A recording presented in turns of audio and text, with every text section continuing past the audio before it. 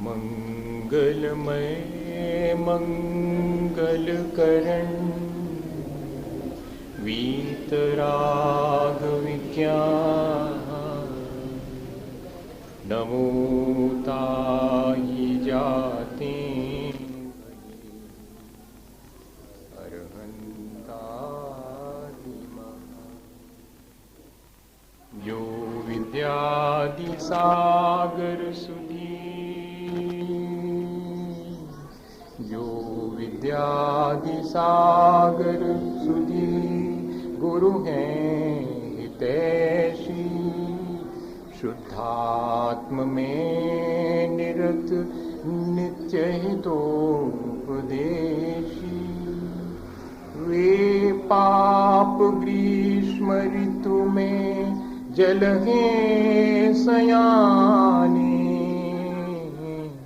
पूजून हैं सतत केवल ज्ञान पाने पूजून हैं सतत केवल ज्ञान पाने। बोले भगवान महावीर स्वामी की, आचार्य कुंद कुंद स्वामी की, आचार्य गुरुवर विद्यासागर मुनि महाराज की।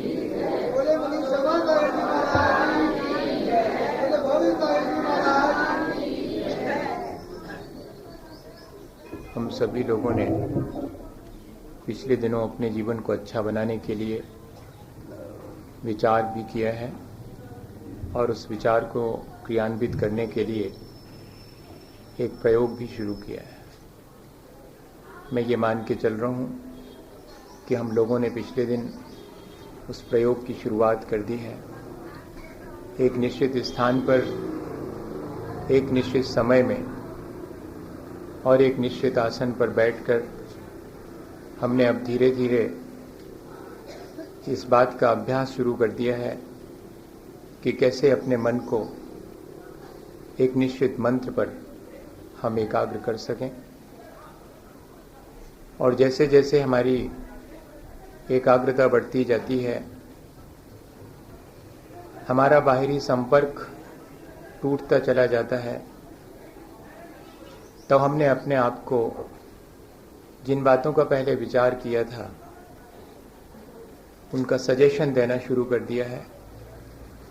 एक ऑटो सजेशन की प्रक्रिया कंसंट्रेशन के बाद अपने आप को हमने देना शुरू कर दी है।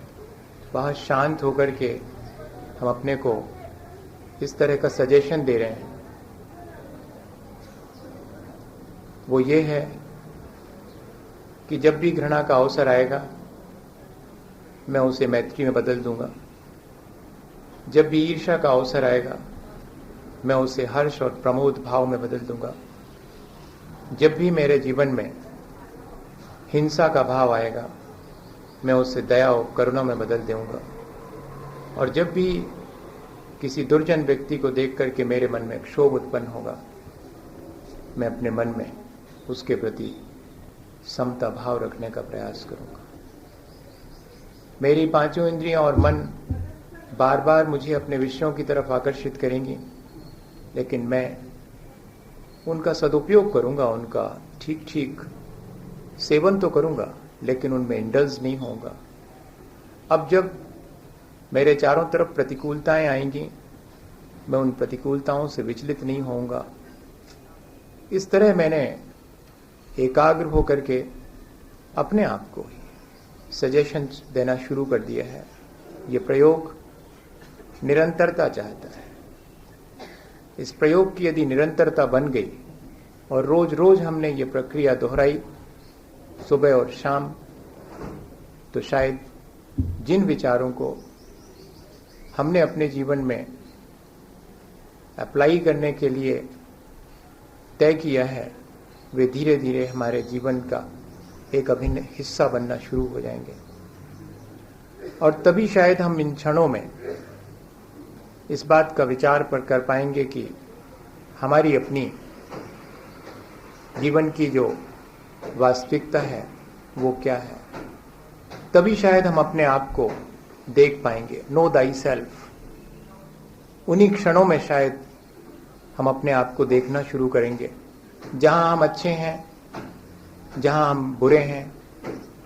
दोनों स्थितियों को हम अपने ही संदर्भ में देखेंगे। अभी तक तो हमारी आदत थी कि हम दूसरे के संदर्भ में अपने जीवन का मूल्यांकन करते थे, लेकिन अब तो हमने अपने जीवन का मूल्यांकन अपने ही संदर्भ में करना शुरू किया है कि सुबह जो मेरे परिणाम थे दोपहर और शाम को उनसे बेहतर हुए हैं या नहीं हुए हैं। अभी तो मैं ये देखता था कि अच्छाइयों में मैं औरों से ज़्यादा अच्छा हूँ और बुराइयों में मैं औरों से कम बुरा हूँ, और इस तरह मैं अपनी अच्छाइयों के प्रति अहंकार करने लगता था और अपनी बुराइयों के प्रति मैं बिल्कुल गाफिल होकर के कि मेरे अंदर तो बहुत कम बुराइयां हैं, ऐसा सोच करके मैं उन बुराइयों को भी हटाने की कोशिश नहीं करके उनमें ही संतुष्ट होकर के बैठ जाया करता था। लेकिन नहीं, अब मैंने अपने को देखना शुरू कर लिया है। अब मैं अपनी योग्यता को स्वयं मूल्यांकित कर रहा हूं कि मेरी योग्यता रोज रोज बढ़नी चाहिए। कल यदि क्रोध के 100 अवसर में से मैं 99 पर चूक गया था, एक अवसर पर जरूर मैं सफल रहा था। कल झूठ बोलने के 100 अवसर में से 99 अवसर पर मैं चूक गया था, सिर्फ एक अवसर पर मैंने सच कहा था। लेकिन आज तो मेरे जीवन में क्रोध के बहुत सारे अवसर आए और मैं नहीं चूका। मैंने उसमें क्षमा भाव धारण किया है।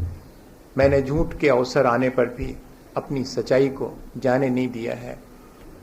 मैंने अपनी मृदुता को तमाम कठोरताओं के बावजूद भी बरकरार रखा है। अगर इस तरह हमने अपने को देखना अपने संदर्भ में शुरू कर दिया तो फिर हमें मालूम पड़ने लगता है कि हमारी क्षमताओं को हम कैसे बढ़ा सकते हैं। आज सभी लोग अपनी क्षमता बढ़ाना चाहते हैं। आज जो प्रोडक्शन करते हैं वे अपनी फैक्ट्री की क्षमता बढ़ाने की कोशिश करते हैं, अपने व्यापार की क्षमता बढ़ाने की कोशिश करते हैं। सब अपनी क्षमता बढ़ाने की कोशिश में लगे हैं। तब क्यों न मैं अपने उस आत्मा की अनंत क्षमता को जो कि सोई हुई है उसको मैं बढ़ाऊं, उसको बढ़ाऊं। इसके मायने सिर्फ इतना ही है कि मैं उससे जागृत करूं और अपनी उस क्षमता को धीरे धीरे बढ़ाने का अभ्यास करूं। और क्षमता बढ़ती है विपरीतताओं में समता धारण करने से। जबकि कलह, ईर्षा और विद्वेष की दुष्प्रवृत्तियां मेरे भीतर जोर मारती हैं, तब मैं बहुत कमजोर हो जाता हूं। अब मुझे अपनी क्षमता बढ़ानी है। जब कलह, ईर्षा और द्वेष की प्रवृत्ति मेरे भीतर जागृत हो तो मैं सावधानी से उसको हटाने के लिए, और जैसे कि कोई सैनिक तैयार रहता है कि कोई विदेशी आक्रमण ना हो, ये सारी मेरे भीतर जो विदेशी ताकतें हैं, ये जो फॉरेन मटेरियल है, ये जो मेरे अपने भीतर बैठी हुई विकृतियां हैं, वो सब मेरी नहीं है, वो सब विदेशी है, मेरी अपनी निजी नहीं है। और ये जब मेरी निजी नहीं है तो मुझे क्यों प्रभावित करती है? मैं इनसे प्रभावित नहीं होऊंगा। इस तरह हम अपनी क्षमताओं को अब प्रभावित इन चीजों से बना करके बढ़ा सकते हैं। आज हम छोटी छोटी चीजों से प्रभावित हो जाते हैं। क्या इसी को हम क्षमता मानेंगे? हम लोभ से प्रभावित हो गए, हम माया से और मान से और क्रोध से प्रभावित होकर के और उन्हीं प्रवृत्तियों को करने लगते हैं। इसके मायने हैं कि हम बहुत कमजोर हैं। इन तमाम चीजों के बीच भी अपनी क्षमता को बढ़ा सकें, और फिर जैसे जैसे हमारा ये प्रयोग, हमारा ये अभ्यास बढ़ता चला जाएगा, हम देखेंगे कि हमारी लिमिटेशंस क्या हैं। हमारी अपनी बुराइयों की लिमिटेशंस हैं। क्रोध हम कितनी देर कर सकते हैं? 48 मिनट मैक्सिमम आचार्य भगवंतों ने लिखा हुआ है, उसका काल अंतर मुहूर्त ही है। फिर हम उसको कंटिन्यू करते हैं, ये हमारी अपनी कमजोरी है। जब हमारी विकृतियों की सीमा है तो हम उस सीमा को क्यों नहीं पहचानते और उस सीमा को क्यों नहीं घटाना पसंद करेंगे? अपनी क्षमताओं को बढ़ाना और अपने भीतर जो दुष्प्रवृत्तियां हैं उनकी क्षमता को कम करते चले जाना, उनकी सीमा को पहचान करके ही हम कम कर सकते हैं। हम तो आकलन कर चुके हैं कि शायद मेरे भीतर विकृतियों का साम्राज्य बहुत समृद्ध है, बहुत सशक्त है। नहीं, हमने पहचान लिया है कि विकृतियां बहुत बहुत बहुत शॉर्ट पीरियड के लिए हैं और बहुत ज्यादा मजबूत नहीं है, क्योंकि creation is not more than creator. कभी भी कोई कृति कलाकार से बड़ी नहीं हो सकती। ये जो कुछ भी मेरे भीतर विकृतियां हैं वो मेरी ही इजाद की गई हैं, ये मेरे से बड़ी नहीं हो सकती। मैं इनको डिस्ट्रॉय कर सकता हूं, मैं इनको नष्ट कर सकता हूं। ये मेरे भीतर इस तरह का भाव उत्पन्न होना चाहिए। और कल हमने ये समझा था कि मेरे भीतर बहुत सी ऐसी आदतें हैं जिनके चलते मैं बुराइयों को सपोर्ट करता हूं और सच्चाई का सम्मान नहीं कर पाता हूं। ये मेरी हैबिट बन गई है। और जब कोई बहुत गहरी आदत हो जाए तो वो फिर हमारे स्वभाव में परिवर्तित हो जाती है।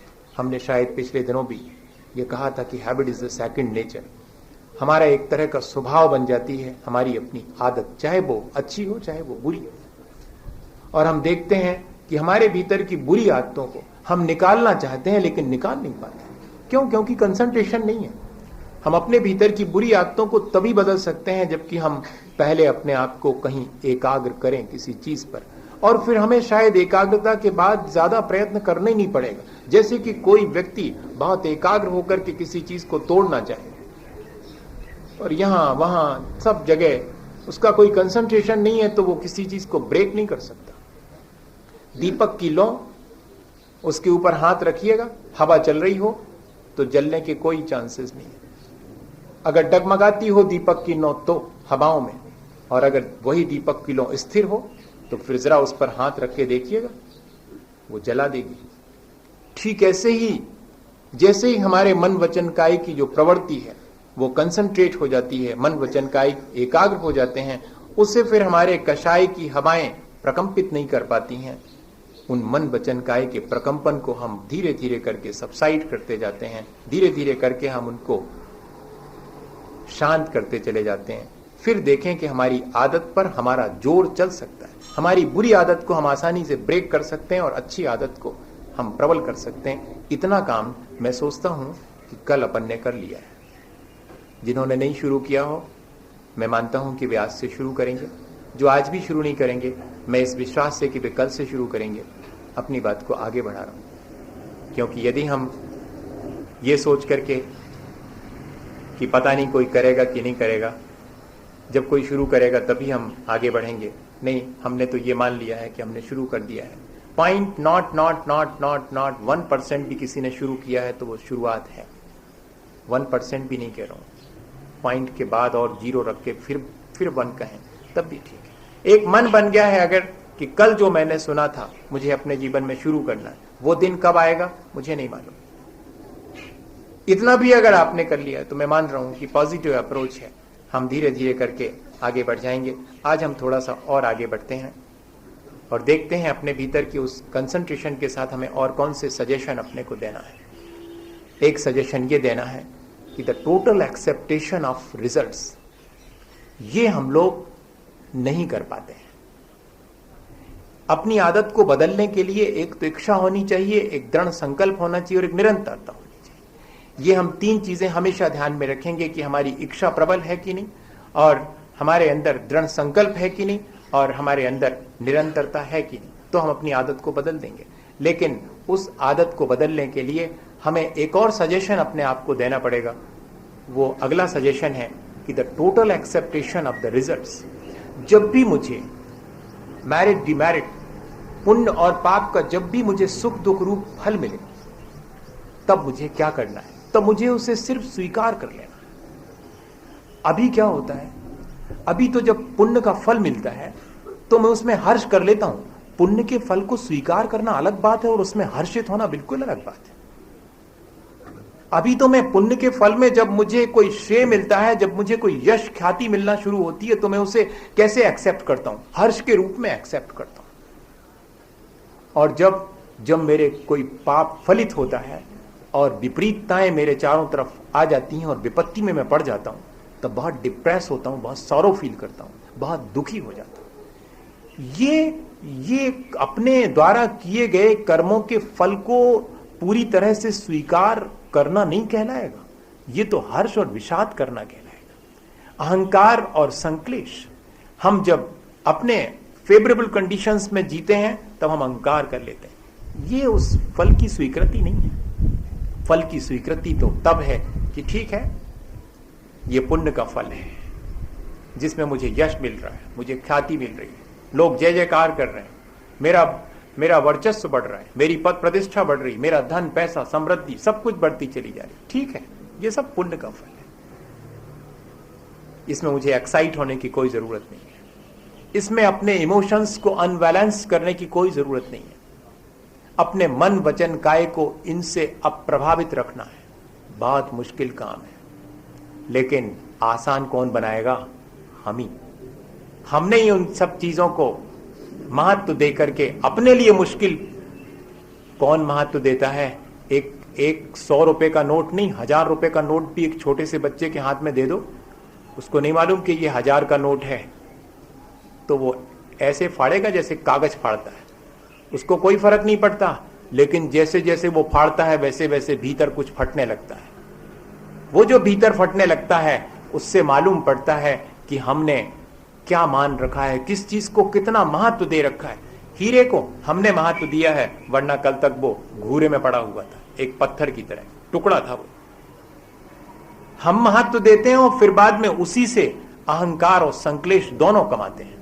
अब हम सिर्फ अपने पुण्य और पाप के फल को सिर्फ एक्सेप्ट करेंगे, सिर्फ स्वीकार करेंगे, उसमें हम एक्साइट नहीं होंगे, उसमें हम डिप्रेस नहीं होंगे। देखो तो, और मजा इतना ही नहीं, जितना कुछ भी हमें श्रेय मिलता है वो सब हम आसानी से ग्रहण कर लेते हैं, उसमें दूसरे का जरा भी हाथ है ऐसा स्वीकार नहीं करते। जो कुछ भी मैंने हासिल किया है वो सब मेरी अपनी योग्यता है ऐसा मान लेते हैं, और जो कुछ भी जबकि है वो बड़े लोगों की कृपा, लेकिन हम उस समय कृपा कहां मानते हैं? हम तो सिर्फ अपनी योग्यता मान के बैठ जाते हैं। और जब हमारे पाप फलित होते हैं और हमारा काम बिगड़ने लगता है तो हम कहते हैं इसने बिगाड़ा, उसने बिगाड़ा, ये इसने ऐसा नहीं किया होता, ये सर्कमस्टेंसेस ऐसे नहीं होते।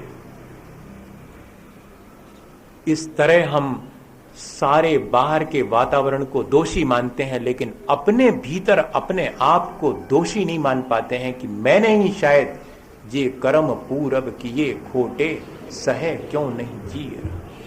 ये जो कर्म मैंने खोटे किए हैं अब उनको सहन क्यों नहीं कर रहे समता और शांति से? ये कौन समझाएगा? ये दूसरे के समझाने से कभी समझ में नहीं आएगा भैया। अपना कान पकड़ के अपने आप को खुद जब कंसंट्रेशन हो, सुबह शाम बैठो तो अपने को समझाना पड़ेगा कि कहते तो बहुत हो, सहन करो। मैंने कहां कहा कि तुम पाप मत करो? मैं तो ये कहता हूं कि पाप का फल तुम्हें भोगना पड़ेगी, इस बात की तैयारी रखो फिर करना। कहां कहां मैंने कि पाप मत करो? कर लो अगर तुम्हारा मन बनता है तो, लेकिन इसका फल भोगना पड़ेगा, उसकी तैयारी है। अगर तैयारी नहीं है तो कृपा करो, फिर अपने ऊपर कृपा करो, तो किसी और दूसरे के ऊपर नहीं, अपने ऊपर कृपा करो। ऐसा यदि अपने आप को हम सजेशन दें, ऐसा यदि हम अपना मन बना लें, 1 मिनट में तो नहीं मिलेंगे भैया, मेरे कहने से भी नहीं बनने वाला। मैं भी अपनी बात को सुन रहा हूं जो मैं आपसे कह रहा हूं, इतने जल्दी तो किसी का मन नहीं बनता, लेकिन बनाना पड़ेगा, निरंतर अभ्यास करना पड़ेगा। तो किसी दिन मन में ये बात, जिस क्षण हम विपत्तियों से घिर जाएंगे उसी क्षण ये बात याद आ जाएगी कि इन विपत्तियों का कोई आंतरिक कारण है या कि सिर्फ मैं बाह्य परिस्थितियों को दोषी ठहरा रहा हूं। नहीं, इसका आंतरिक कारण मेरे ही भीतर छिपा हुआ है, मैंने कुछ ऐसा करा होगा। अब मुझे शांति से इसे सहन करना चाहिए। ठीक इसी तरह जब मेरे अनुकूल परिस्थितियां बने तब मेरा मन गदगद हो जाए, मैं हर्ष से झूम जाऊं, तब भी मेरे भीतर कोई आकर के कह दे कि कोई आवश्यकता नहीं है, ये तो किसी पूर्व संचित, तुम्हारे अपने वर्तमान का इसमें कुछ भी नहीं है, तुमने कोई बहुत बढ़िया पहले करा था, आज क्या कर रहे हो पहले ये देख लो। हर्षित मत हो, पहले ये देख लो कि पहले कितने बढ़िया, तुम कितने प्यारे थे जिसका कि फल तुम्हें इतना बढ़िया मिला है। उसे याद करो और उससे शिक्षा लो।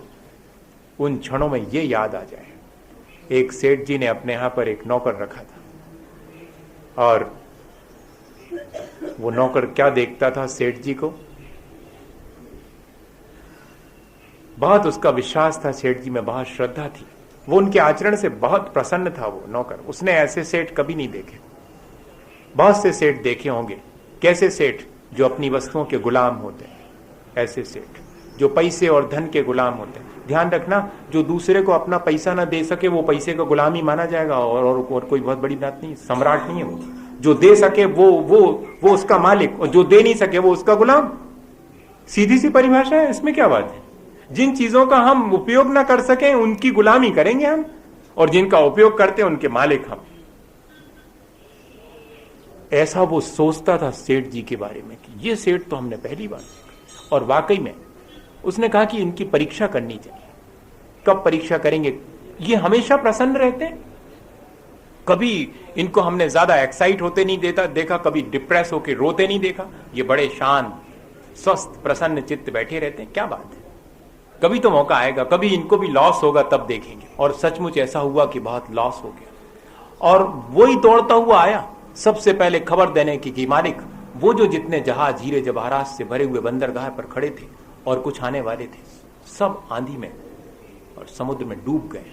बहुत बड़ा घाटा लगा। सेठ जी ने कहा कि भीतर पूछो, खाना तैयार हो गया हो तो आए। अरे, आपने नहीं सुना आपके इतने सारे जहाज? देखो, तुम अपना काम करो, अभी खाने का समय है, तुम्हारा दुकान जाने का समय में मुझे भी दुकान पे पहुंचना है। क्या ये लगा रखा हुआ है? ये तो हमेशा चलता रहता है। अरे, कुछ भी नहीं फर्क पड़ा। आश्चर्य। उसने कहा तब तो कोई खुशी का अवसर आएगा, तब तो ये फूले नहीं समाएंगे, देखेंगे अगली बार। और फिर जितना बड़ा घाटा लगा था उससे कई गुना बेनिफिट हो गया, उससे कई गुना प्रॉफिट हो गया। तब जाकर के सूचना दी। तब भी उसको तो आशा थी कि सेठ जी कहेंगे कि ये ले लो हीरे की माला, तुमने कितनी बढ़िया खबर सुनाई है, और भला बताओ तुम्हें और क्या चाहिए, और जाकर के भीतर कहो कि थाली सजाओ, बढ़िया पकवान बनना चाहिए आज। लेकिन सेठ जी ने ऐसा कुछ भी नहीं कहा। सेठ जी तो ने ही कहा कि तुमने अपना भोजन कर लिया, तुम अपना भोजन कर लो, आज का काम हमें आज ही निपटा लेना चाहिए, कल पर नहीं छोड़ना चाहिए। अरे, कोई एक्साइटमेंट नहीं, डेली रूटीन में जैसा चल रहा है वैसा ही। बहुत मुश्किल है, लेकिन हमें इस चीज को आसान बनाना पड़ेगा। Total acceptation of the result. जो कुछ भी मेरे सामने पुण्य और पाप का फल आता है, जिसको छेठाला में दौलत राम जी से पूछो तो कहते हैं, पाप पुण्य फल माई, पुण्य पाप फल माई, हरक बिल खो मत पाई। ये कौन समझाएगा? ये हमें अभ्यास करना पड़ेगा। छोटे छोटे से अवसर आएंगे, हम उनमें शांत रहने का अभ्यास करेंगे। जब कोई हमें कोई बहुत बड़ी खुशखबरी देगा, हम आसानी से उसे सहन कर लेंगे। सुख को भी सहन करना सीखना पड़ेगा। अभी तो दुख को सहन करने की सलाह दी जाती, लेकिन सुख को सहन करना, उसमें जरा भी एक्साइट नहीं होना, यह भी सीखना पड़ेगा। ये अगर हमने सीख लिया तो दुख को सहन करना हम आसानी से सीख लेंगे। हम उल्टा काम शुरू करते हैं, सुख को सहन करना, तो सहन तो बहुत लोग, दुख को सहन करना तो बहुत कर लेते हैं पशु और ये वृक्ष, कितने ही काटो पीटो जलाओ मारो कुछ भी करो, बेचारे चुपचाप सहन कर लेते। लेकिन सहन करना और समता रखना बहुत कठिन बात है। दोनों स्थितियों में शांतिपूर्वक सहन करना भी अकाम निर्जरा का कारण हो सकता है, लेकिन समता पूर्वक सहन करने में जो निर्जरा होती है वो ही मोक्ष मार्ग में कारीगरी है, उसी से हमारा कल्याण, मजबूरी में नहीं है। मुझे तो सुख और दुख दोनों को, ये मेरे पुण्य पाप का फल है ऐसा मान करके, बात क्लियर, ये मेरे स्वभाव से अलहदा चीजें हैं ऐसा मान करके। युधिष्ठिर हमेशा कहा करते थे, मैं पढ़ रहा था, उसमें पढ़ा मैं कि अगर विपत्ति आई है तो वो हमारे किसी बुरे कर्म का फल है, उसे हमें सहर्ष स्वीकार करना चाहिए, सहर्ष स्वीकार करना चाहिए। हम परीक्षा में पास होते हैं, इस बात का तो श्रेय चाहना चाहते हैं, हम उपहार तो स्वीकार करना चाहते हैं, लेकिन दोष होने पर हम दंड क्यों नहीं सहर्ष स्वीकार करते हैं? हम अपने कर्मों में से आधे कर्मों का फल तो स्वीकार करते हैं, आधे कर्मों का फल दूसरे पर डालना चाहते हैं। अगर हमें कोई उपहार स्वीकार करने की ललक है तो हमें गलती होने पर दंड स्वीकार करने की भी ललक होनी चाहिए। ये आदत हमारे भीतर, हम बच्चों को क्या सिखाते हैं, कैसे झूठा बनाते हैं हम, क्योंकि हम उन्हें अपने दोषों के लिए दंडित होना नहीं सिखाते हैं। हम दोषों से दंडित होने से डरते हैं। हम तो क्षमा मांगते, मर्सी अपील करते हैं, दया की भीख मांगते हैं। क्या आवश्यकता है? मैंने अगर कोई पाप कर्म किया है तो उसके लिए मुझे दूसरे की दया की क्या आवश्यकता है, दूसरे की क्षमा की क्या आवश्यकता है? उसके लिए तो दंड मिलना चाहिए। ये साहस, ये बहुत कठिन काम है। अपने कर्मों के लिए मैं पनिशमेंट लेने की तैयार हूं। शायद इसीलिए आचार्य भगवंतों ने प्रायश्चित को तपस्या कही है। दुनिया तो उसके लिए दंड मानती है, हमने उसे तपस्या कहा है। कर्मों की निर्जरा के लिए होता है प्रायश्चित। प्रायः चित्त शुद्धि यस्य विद्यते सा प्रायश्चित्त। जिसके करने से, जिस प्रक्रिया के करने से मेरा चित्त निर्मल हो जाता है और मेरे आसपास के लोगों का चित्त भी निर्मल हो जाता कि इनसे दोष हुआ था, इन्होंने अपने उस दोष का पश्चाताप कर लिया है, उसे रिफाइन करने की प्रक्रिया कर ली है, तो सारे लोग भी हमारे प्रति प्रसन्न हैं और हमारा चित्त तो निर्मल हो ही गया। ये प्रक्रिया है। अपनी विपत्ति को अपना दोष मान करके उस विपत्ति से बचने का उपाय नहीं खोजना, बल्कि उस विपत्ति को स्वीकार करके उसे अपने जीवन को रिफाइन करने का एक साधन मानना। विनोबा कहा करते थे कि दुख तो मुझे रिफाइन करने के लिए आया है, दुख तो मुझे एक तपस्या की तरह, जैसे कि अग्नि में प्रवेश करने से कोई चीज निर्मल हो जाती, पवित्र हो जाती है, उसमें जो कुछ भी वेस्ट है वो जलेगा, जो ओरिजिनल है वो नहीं जलेगा। दुख की आग में हमारा कुछ बिगाड़ नहीं होता। जो खोटे कर्म हैं वे ही कटेंगे और कुछ नहीं। अगर हम दुख को समता पूर्वक, ये कहने में जितना आसान है ना भैया, उतना ही कटे नहीं ये बात। हाँ, बहुत आसानी से कह रहा हूं मैं, पर भीतर भीतर सोच रहा हूं कि क्या रहे हो, जरा सोचो तो कितना कठिन काम है। लेकिन क्या करें, करना तो अपन को ही पड़ेगा। कोई अपने लिए कर देता तो अपन दूसरे से मर्सी अपील कर लेते कि बाबा हमारा कर दो तुम, लेकिन किसी के किए होगा ही नहीं। भगवान महावीर स्वामी भी अगर चाहे कि हमारे भीतर के दुखों और सुख से हमें निजात दिला देवें, वे सिर्फ उपदेश दे सकते हैं। तैयारी और शुरुआत हमें खुद करना पड़ेगा। उनके मोक्ष जाने से हमारा मोक्ष नहीं होगा, उनके मोक्ष जाने से हमारे भीतर मोक्ष की ललक तो जाग सकती है, प्रोसीजर मालूम पड़ सकता है कि वे कैसे गए हैं, लेकिन चलना तो हमें पड़ेगा, प्रक्रिया तो शुरू हमें ही करना पड़ेगा। ये इतना स्वाधीन है, हमें इस पर गौरव होना चाहिए कि हमारे दर्शन में इतनी स्वाधीनता, किसी पर हम पराश्रित नहीं है, परावलंबी नहीं है। हम जिस दिन चाहें उस दिन इस प्रक्रिया को शुरू करके और अपने आप को बदल सकते हैं। और इसके बाद the devotion towards the universal truth. अगला काम हमें क्या करना है? जितनी भी यूनिवर्सल सच्चाई है, जितनी भी एक सामान्य नॉर्मल जो सच है, जो विश्वव्यापी सच है, उसको हम क्या समर्पित हैं उसके प्रति, उसको स्वीकार करते हैं। कोई डरने जैसी चीज नहीं है। आप सोच रहे होंगे कि कोई यूनिवर्सल ट्रुथ क्या है। अरे भैया, जन्म लिया है तो मरण होगा, ये यूनिवर्सल ट्रुथ है। संयोग है तो वियोग होगा, ये यूनिवर्सल ट्रुथ है। और क्या कोई बड़ी चीज है क्या? आप एकदम घबरा से गए थे? नहीं, हम बिल्कुल मत घबराइएगा। अपन एक एक चीज को क्लियर करते चले जाएंगे और अपने जीवन में भी उसको क्लियर करते चले जाएंगे। हम जन्म में जितना हर्ष मानते हैं, हमें मरण में भी उतना ही हर्षित होना चाहिए। क्या ऐसा है? और यदि हम मरण में दुखी होते हैं तो कृपा करके हमें जन्म के समय भी दुखी होना चाहिए। दोनों में समानता, और या फिर सुख और दुख दोनों नहीं करना चाहिए। इतना ही तो है। अगर आपका फुली डिवोट हैं आप अगर इस यूनिवर्सल ट्रुथ के प्रति, तो संयोग में आप प्रसन्न होते हैं तो वियोग में भी अपनी प्रसन्नता कायम रखिए।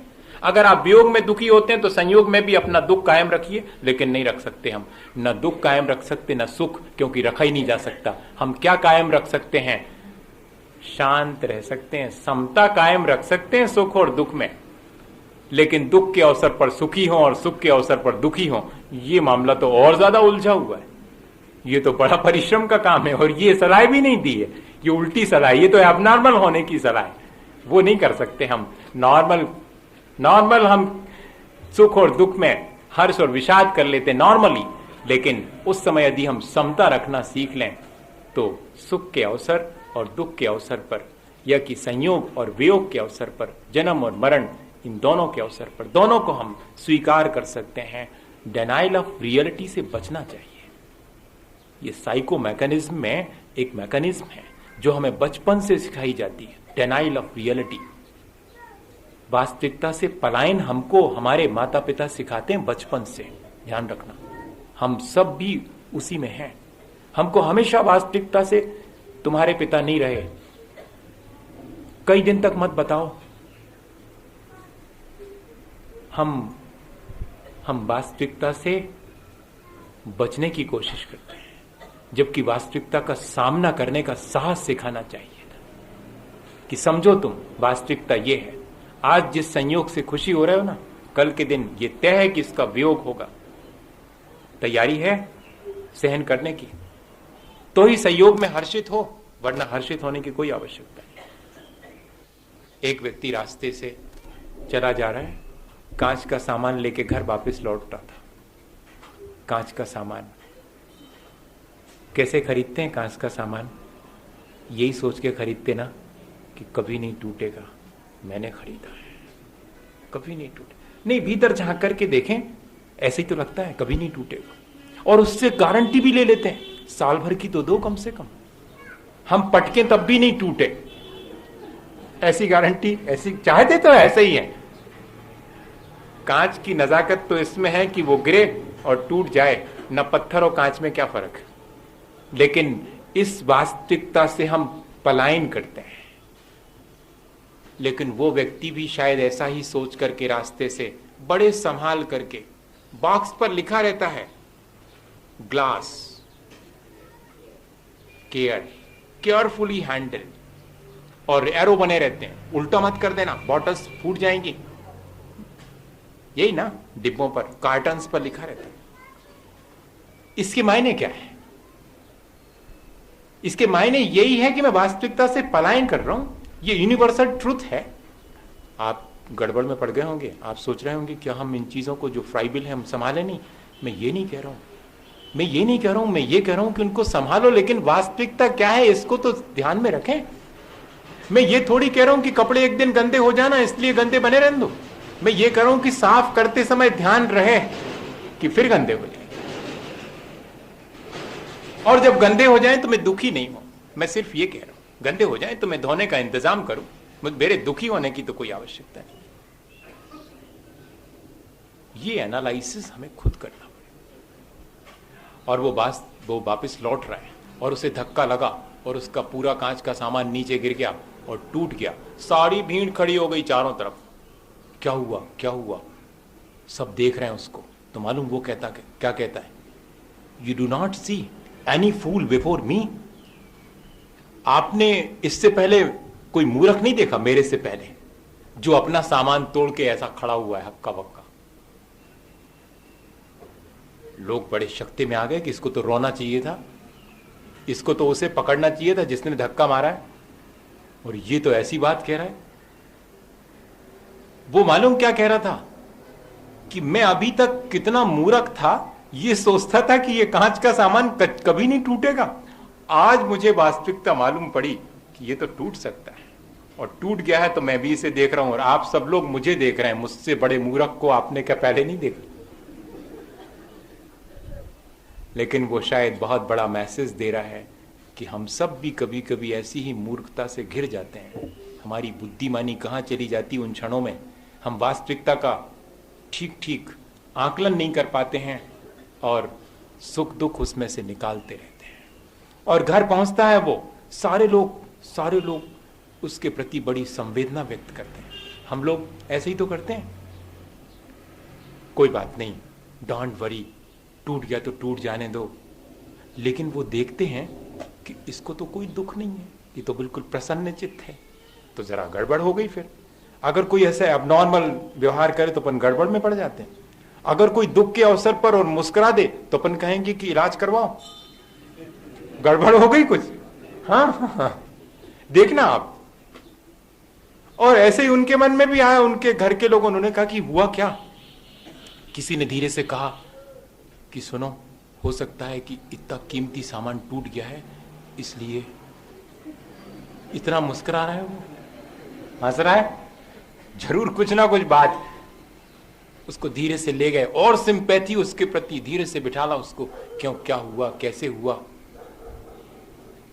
शायद इसको वो घटना याद आए, वो घटना याद आने से इसको सॉरो फील हो और दुखी हो शायद वो, लेकिन काहे को, वो तो मुस्कुराते ही चला जा रहा है। उन्होंने कहा कुछ बोलो तो। उसने कहा कि बोलने का क्या है इसमें, मैं तो इसलिए खुश हो रहा हूं कि कांच का सामान दुकान से घर तक ला रहा था, आधे बीच में टूटा, आधे बीच में, आधे बीच तक कैसे आ गया, मैं तो इसके लिए खुश हूं। वो तो उसी क्षण टूट सकता था, वो तो जिस क्षण मैंने हाथ में लिया था उसी क्षण से टूटना शुरू हो गया था। ये आधे दूर तक कैसे आ गया, घर तक नहीं आ पाया, इसका मुझे कोई मलाल नहीं है। वो जो आधे रास्ते तक आ पाया, इसकी मुझे बहुत खुशी है। आज मुझे मालूम पड़ा कि वास्तविकता तो ये थी, मुझे ना हर्षित होने की आवश्यकता थी कांच का सामान लेते समय, और ना मुझे टूट जाने पर विषाद करने की आवश्यकता। क्या संसार की चीजों के इस तरह टूटने और रहे आने पर हम ऐसे ही बने रह सकते हैं? क्या शाश्वत और क्षणभंगुर का भेद हम समझ पाएंगे? क्या संयोग और वियोग की वास्तविकता को हम अभ्यास कर पाएंगे समझने का? क्या हम जन्म और मरण दोनों के बीच तटस्थ, दूसरे के जन्म मरण में तटस्थ रह सकते हैं? हम रहते भी हैं, मैं वो नहीं कह रहा हूं।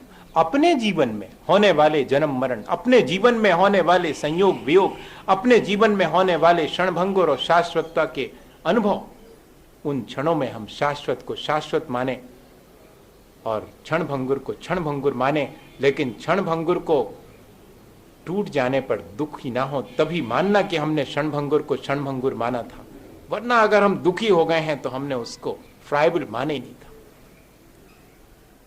मैं आखिरी बात इसी को करूं। मैं तो सोच रहा था कि ये आखिरी नहीं हो पाएगा, लेकिन आज अपन इसी को आखिरी मान लेते हैं। अभी और शेष है, अभी और आगे बढ़ना है, इतने में ही नहीं रुकना है। यदि ये प्रक्रिया चलती रही तो शायद हम एक दिन बहुत सारी चीज़ों को इसी तरह अपने जीवन में प्रयोग में ला करके, अभ्यास में ला करके, और ज़रूर अपने जीवन को बदल पाएंगे।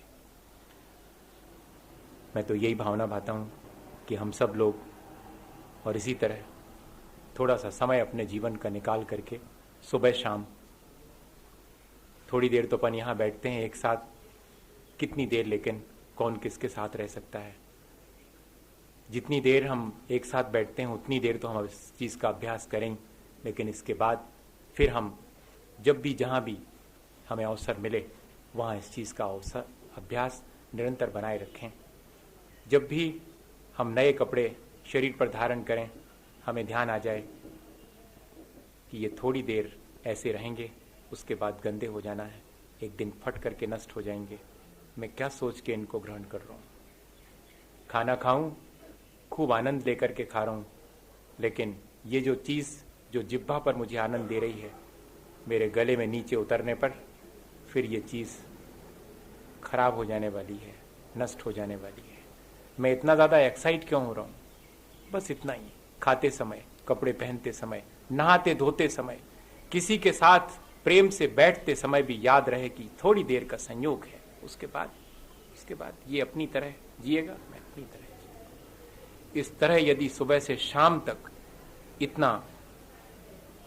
इतना अभ्यास सध जाए, फिर देखिएगा क्या मजा आता है। फिर देखिएगा कि जीवन का आनंद ही कुछ और होगा। हम जहां हैं वहीं पर रहे आएंगे और उसके बाद भी आनंदित होंगे, क्योंकि हम फिर ठीक से जीना सीख लेंगे। ये प्रक्रिया हमें ठीक से जीना सिखाने की प्रक्रिया है, जो हमारे आचार्य भगवंतों ने हम पर उपकार करके हमें दी है। हम जरूर उससे लाभ लें और आचार्य भगवंतों के उस उपकार के प्रति, उनके प्रति अपनी कृतज्ञता रोज रोज ज्ञापित करें, इसी भावना के साथ कि हमारा जीवन अच्छा बने। बोलिए आचार्य गुरुवर विद्यासागर मुनि। हे गुरुवर शाश्वत सुख दर्शक यग नग्न स्वरूप तुम्हारा है। जग की नश्वरता का सच्चा दिग दर्शन करने वाला है।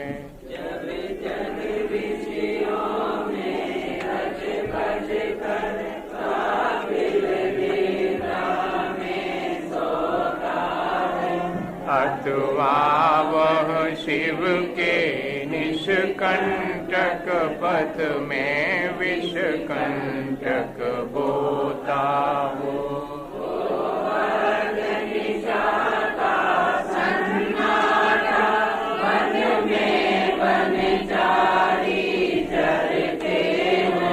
तब शांत निराकुल मानस तुम तत्वों का चिंतन करते हो। करते तपशैल नदी तट पर तरुतल वर्षा की झड़ियों में समता रस पान किया करते सुख दुख दोनों की घड़ियों में। अंतर ज्वाला हरती वाणी मानो जलती हो फुलझड़ियाँ। बहुबंधन तड़ तड़ टूट पड़े खिल जावे अंतर की कलियाँ। तुम साजानी क्या कोई हो जग को दे दी जग की निधियाँ। दिन रात लुटाया करते हो शम शम की अविनश्वर मणियाँ। हे निर्मल देव तुम्हें प्रणाम, हे जानकी आदम प्रणाम। हे शांति त्याग के मूर्तिमान शिव पथ पंथी गुरुवर प्रणाम। नाश देखो ज्ञान के प्रकाश देखो आपा परभास देखो मानुषी बखानी है। चाहो द्रव्य जानवे को वंदे विध भानवे को सपर पिछानवे को परम प्रमाणी है। अनुभव तारे देखो जीव के जताए देखो काहू न सताए देखो भवे उड़ानी है। जहाँ तहाँ तारवे को पार के उतारवे को सुख